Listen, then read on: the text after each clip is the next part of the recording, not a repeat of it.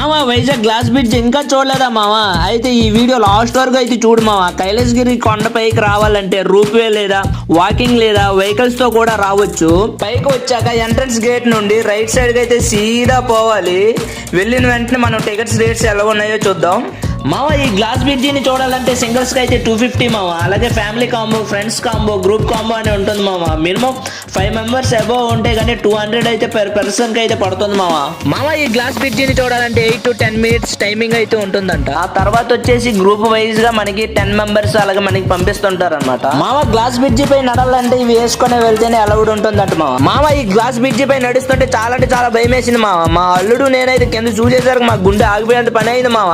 కానీ మామ ఇక్కడ నుండి వ్యూ పాయింట్ అయితే చాలా అంటే చాలా బాగుంది మామ. నిజం చెప్పాలంటే ఈ లొకేషన్ నాకైతే చాలా అంటే చాలా బాగా నచ్చింది మామ. కానీ మనకి ఇచ్చిన టైమింగ్స్ లో అయితే 8 to 10 minutes లోపు అయితే ఫొటోస్ అండ్ వీడియోస్ అయితే తీసుకోవచ్చు.